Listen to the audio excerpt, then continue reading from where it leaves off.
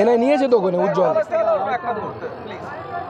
তাহলে ওই ইয়েতে আসো, এমপি কার্যালয়ে এসো নাকি ইলেকশন সভা। 15ই জুন পর্যন্ত অভিজিৎ গঙ্গোপাধ্যায়ের বিরুদ্ধে কোনো ব্যবস্থা নিতে পারবে না, পুলিশ তদন্ত করতে পারবে না, এমনই নির্দেশ দিয়েছে। না এরকমই তো নির্দেশ আসবে।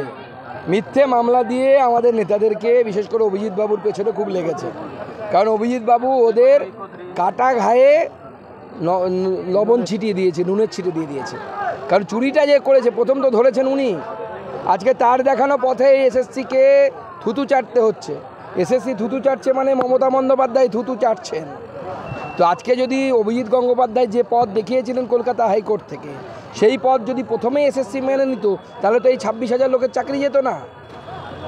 নিঃশর্ত নাগরিকত্ব দিলে, মমতা ব্যানার্জি বনগা এসে বলেছে নিঃশর্ত নাগরিকত্ব দিলে আমরা সিএকে সমর্থন করবো, কি বলবেন?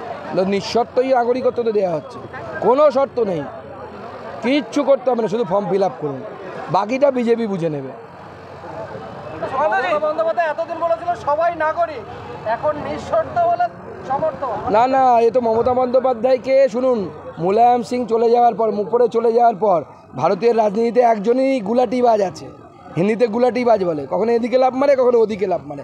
কারা মারে আমি নামটা বলছি না, হাজার হোক মুখ্যমন্ত্রী তো সেই শব্দটা ব্যবহার করছি না, কিন্তু ওই লাফালাফি যারা করে উনি ওনের মতোই তো, নিজের স্ট্যান্ড তো ঠিক নেই, এক একবার এক এক কথা বলে। এখন বলছেন সিএ সমর্থন করব, শর্ত ছাড়া করব, শর্ত ছাড়াই তো সিএ আছে। কোন দিন বলবেন দেখবেন এনআরসিও সমর্থন করব। দেখুন, ওম প্রকাশ চৌটালা চাকরি বিক্রি করে জেলে গেছিলেন। এসএসসি বলছে 8,000 লোককে চাকরি দেওয়া হয়েছে ভুলভাবে মানে বুঝতেই পারছেন, যাকে ব্রাত্য বসু বলেছেন ব্যতিক্রমী চাকরি, নতুন শব্দ আমরা জীবনে শুনিনি এরকম, ব্যতিক্রমী মাস্টারমশাই, ব্যতিক্রমী দিদিমণি, আপনি শুনেছেন কোন আপনার স্টুডেন্ট লাইফে? এরা টাকা দিয়ে পেয়েছে, তো দায়ভার কার? ক্যাবিনেটের মাথায় কে? মুখ্যমন্ত্রী, অবশ্যই জেলে যাবে। গতকাল 14 জন পাকিস্তান থেকে আগত যারা রয়েছেন তারা নাগরিকত্ব পেয়েছেন, দেওয়া হয়েছে, কিন্তু এখনো মতুয়াদের কাউকে দেওয়া হয়নি। মতুয়ারা কি আবেদন করছে না, এদের জন্য আলাদা কিছু? দেখুন, আবেদনের যে ব্যবস্থা আমরা ঠিক করেছি, শান্তনু ঠাকুরের সাথে কথা হয়েছে, সুব্রত ঠাকুরের সাথে কথা হয়েছে, আমরা ভোটের পর প্রশিক্ষণ শিবির করব।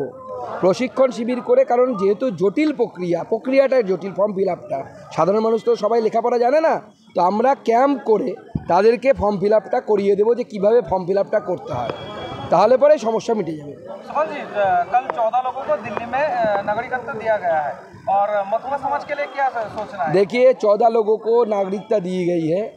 मुख्यमंत्री जी बोल रहे थे किसी को नागरिकता देने से उसका वोटर कार्ड चला जाएगा, आधार कार्ड चला जाएगा, नागरिकत्व चला जाएगा, मतलब सिटीजनशिप चला जाएगा।